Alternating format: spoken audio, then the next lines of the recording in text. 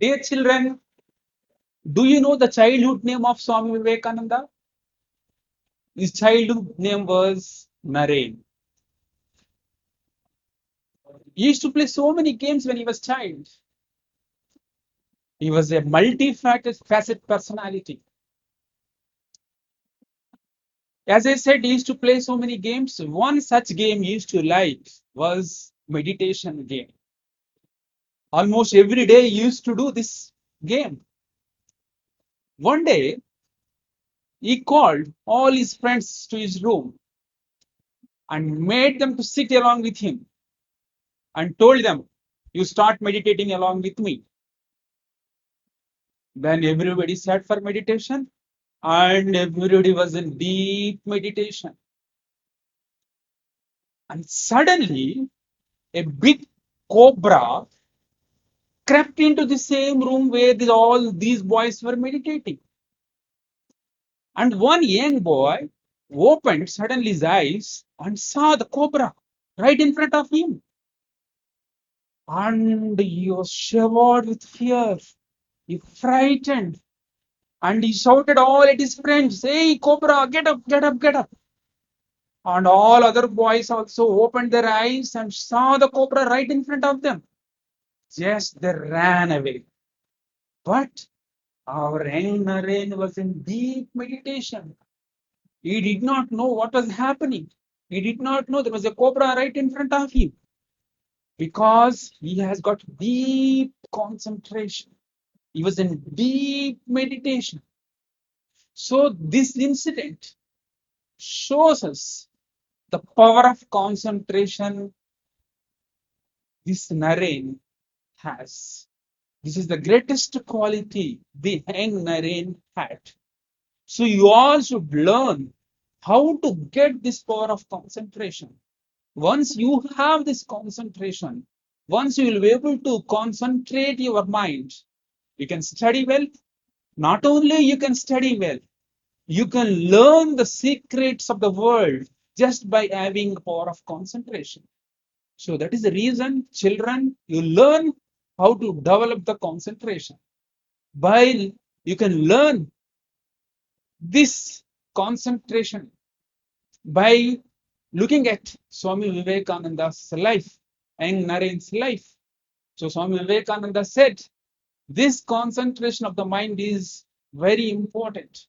Once you learn this, how to develop this concentration, you can learn the secrets of this world.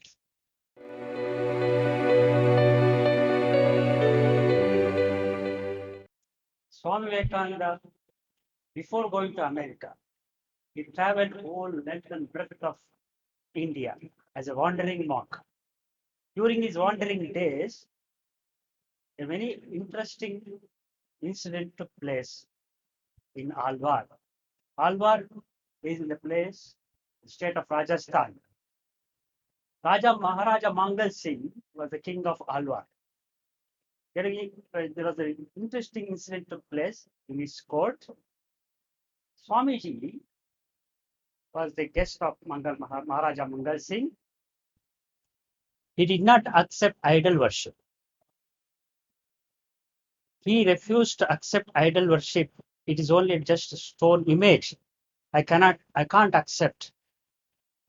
Then Swamiji said, Swamiji was calm and asked Diwan of Alwar, Diwanji, please bring a photograph of Maharaja lying on that wall. And he was brought. And Swamiji asked Diwan to spit on this picture. Then he was surprised. And he was refused to spit. How can I, Swamiji? It is picture of Maharaja. How can I spit? Then Swamiji said, well, it's only piece of paper. What is wrong in that? No, I see Maharaja in that image, in that photograph.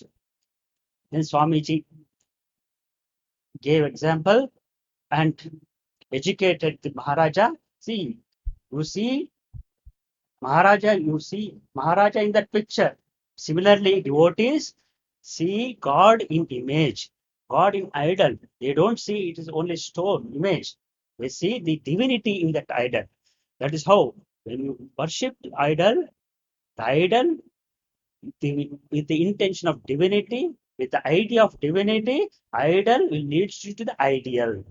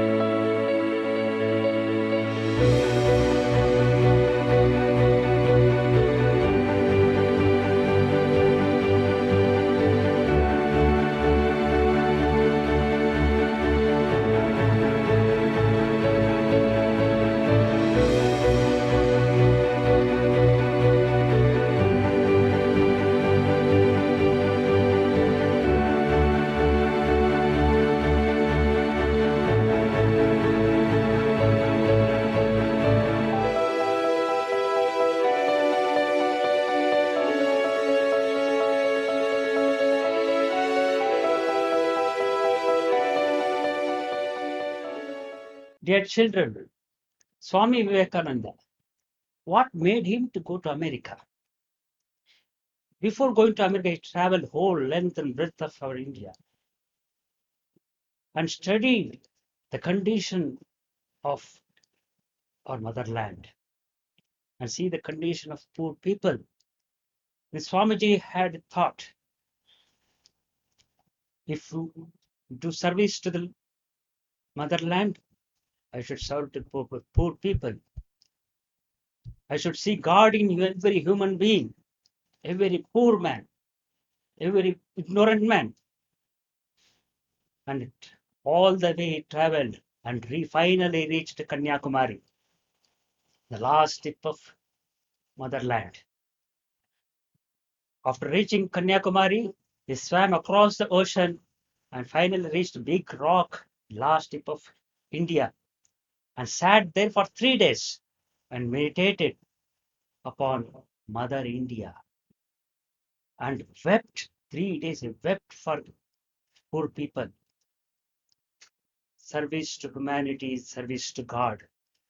He decided, if I want to uplift my motherland, I should go to America and raise the fund for the upliftment of poor people, my people. That is the foundation for Swami Vivekananda going to America.